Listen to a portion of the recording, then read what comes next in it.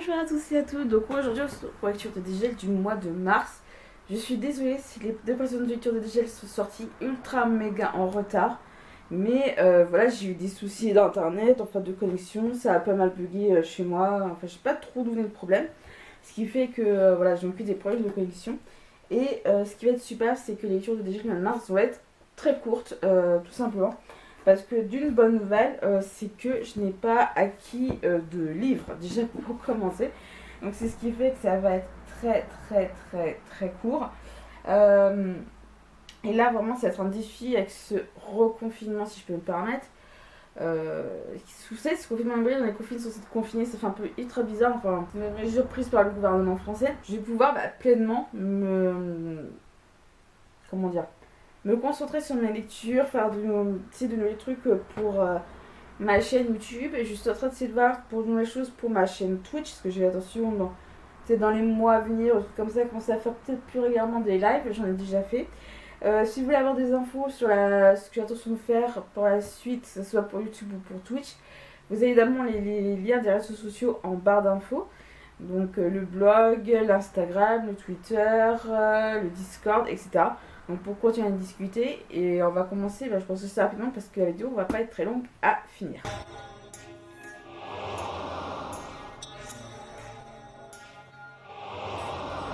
Pour les livres lus, en fait c'était pas un livre qui était prévu dans la palle que je vous avais annoncé dans la lecture de dégel du mois de février. Mais Mathilde, c'est vrai, de Mathilde littéraire, maintenant vous la connaissez parce qu'on fait souvent une lecture commune ensemble. M'avait fait rappeler qu'on voulait lire ce livre-là ensemble. J'ai dit bah vas-y, on y va. C'est donc le tome 2 du Retour de l'oiseau tonnerre d'Anne Robillard, aussi Michel Lafon, donc le tome 2 Perception. Je vais pas trop vous parler de ce tome-ci parce que ça équivaut à tout simplement vous spoiler. Mais dans le tome 1, on va suivre Logan McKeown, qui est en fait une petite vie, enfin qui est divorcée, je crois qu'il a la quarantaine je crois, ou la cinquantaine, je sais plus, qui travaille dans un petit magasin de réparation d'électronique, etc. Et il a une fille, il est divorcé depuis quelques années. Et du jour au lendemain, il commence à avoir des sortes de flashbacks. Et ces flashbacks, en fait, sont simplement des flashs de ses vies antérieures. Parce que voilà, c'est de la réincarnation de tout ça. Et donc, il va donc en savoir plus sur ces réincarnations-là. Il va donc rencontrer des gens et des êtres un peu spéciaux. Mais que vaut toutes ces réincarnations, etc. C'est ce qu'on va découvrir dans cette trilogie. Je vous en parle pas plus, parce qu'évidemment, c'est un tome 2. Avec Mathieu, on a un petit peu discuté, c'est vrai qu'on est un peu d'accord. Avec le tome 2, c'est un peu plus relax que le tome 1 sur certains points. Mais évidemment, vous aurez la chronique assez rapidement, vu que j'ai chroniqué déjà le tome 1.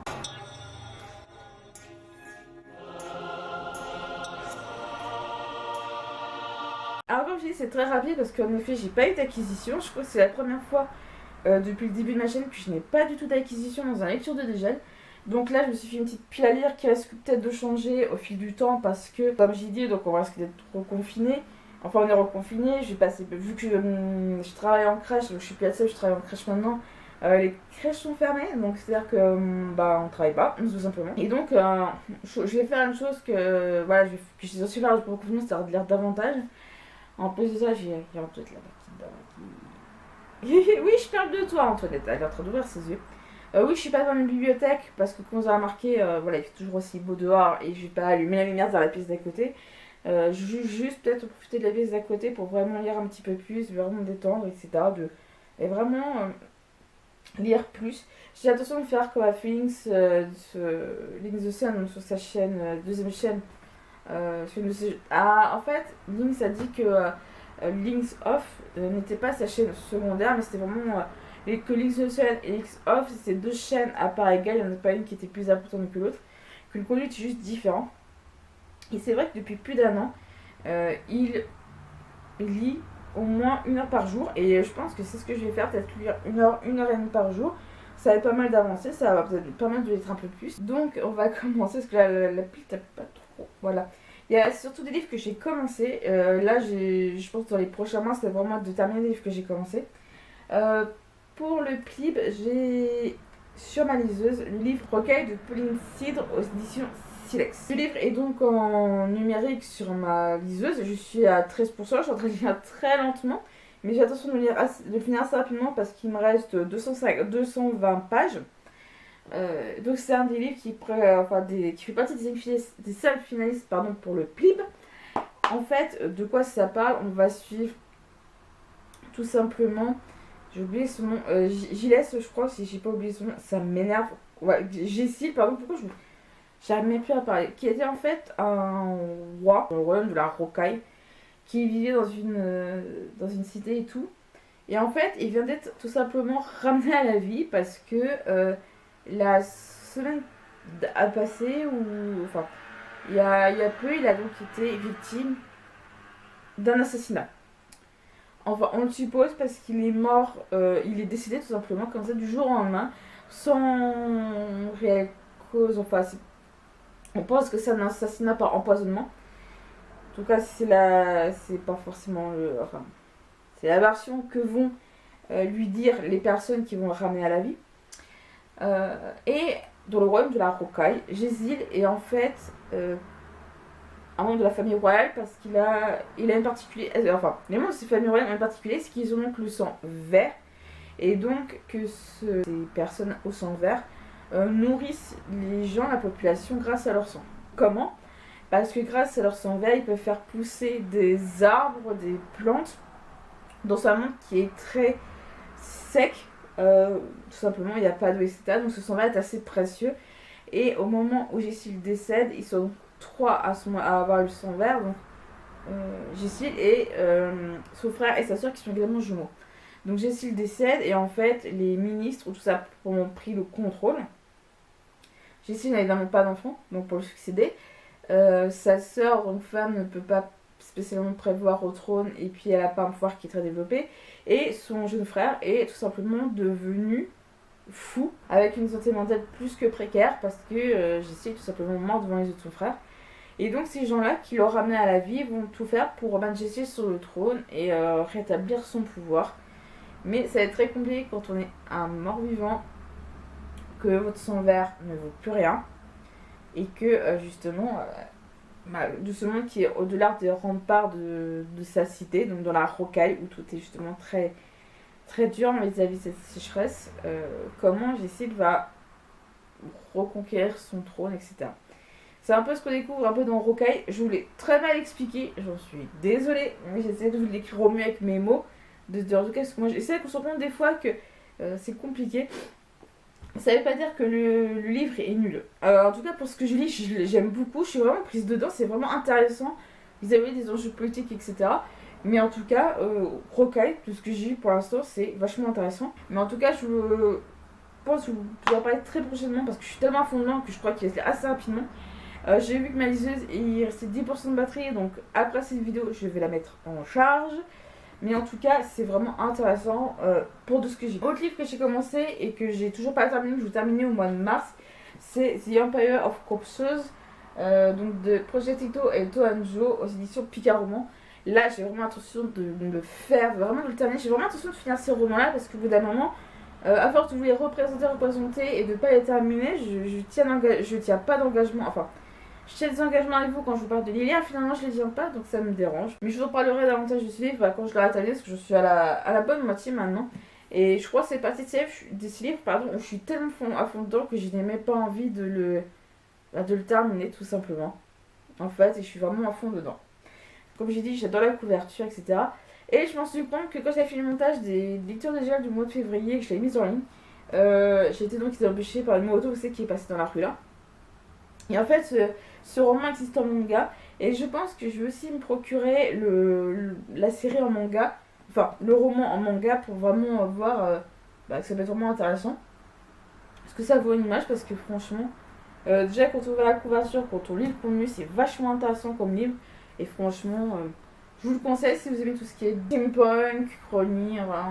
Vraiment, moi, c'est mon premier roman steampunk. Et je suis en train de surkiffer. Et vraiment, je peux vous conseiller. En tout cas, de ce que je peux tout simplement vous conseiller. Certes, c'est une belle briquette parce qu'elle fait pratiquement 500 pages, 490 pages. Donc, au moins, c'est une bonne brique. J'en suis à 219. Donc, que demander de plus? Parce que là, franchement, c'est vraiment une belle brique. Mais c'est très, très intéressant comme histoire. Tout simplement. Les 13 crânes de cristal, le tome 2, les disciples de Seth, Dan Chevalier Mao. aux éditions ACM, donc c'est de l'auto-édition tout simplement. Puis au tiers en gros. Et pareil, là c'est vraiment un livre où je suis vraiment fond dedans, où c'est évidemment ça le tome 2. Mais j'ai également le tome 3 dans ma palle, donc je pense que si celui-là est terminé, le tome 3 va être enchaîné très rapidement, comme ça la trilogie sera bouclée. Mais en tout cas, je peux que vous le conseiller parce que c'est vraiment top aussi. Si vous aimez tout ce qui entoure Carnac, etc. Donc on va suivre Catel Loro, qui est une collégienne. On est dans un futur, je crois, assez proche de mémoire. Je sais plus en quelle année on est. Et en fait, avec ses amis, tout simplement, ils vont être mêlés à tout ce qui entoure Carnac. Enfin, moi, je sais pas comment l'expliquer. Je vous mettrai, je pense. J'ai pas le tome 1 sous la main, je suis désolée. Et en fait, elle va découvrir un des crânes de cristal, donc des fameux crânes de cristal. Et elle et ses amis vont donc être dans une quête où ils vont être liés justement pour essayer de faire du monde. Et donc, Catel et ses amis devront donc réunir les 13 crânes de cristal parce qu'ils sont là pour régler une prophétie. Enfin, c'est très dur à expliquer. En fait, je vous parle du tome 2, je peux pas vous parler du tome 2 sans vous spoiler déjà ça, sans vous spoiler le tome 1.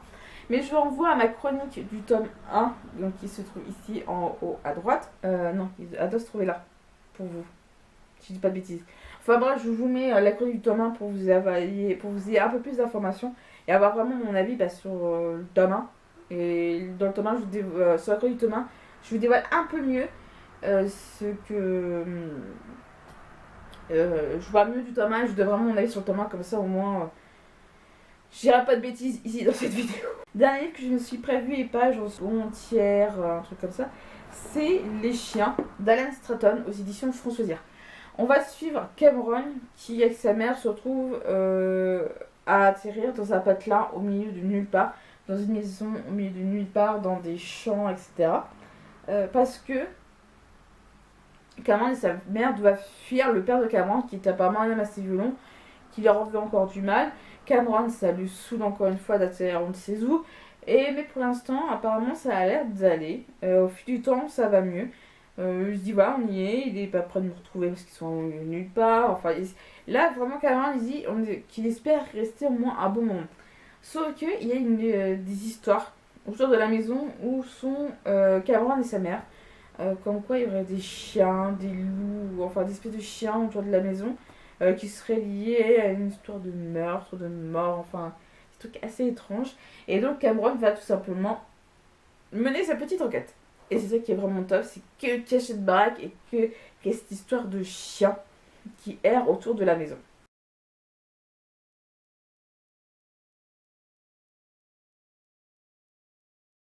Cette vidéo de lecture de DGL du mois de mars est terminée, j'espère que ça vous a plu, c'est qu'elle a été très très courte.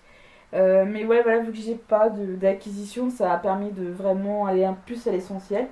Mais en tout cas, je pense que dans tous les cas, je vais rajouter d'autres livres dans ma palle pour le mois d'avril, parce que justement avec le confinement et tout, je vais avoir un peu plus de temps pour lire. Et donc vous présenter davantage du contenu dans les jours et semaines à venir. Sur ce, je vous dis à bientôt.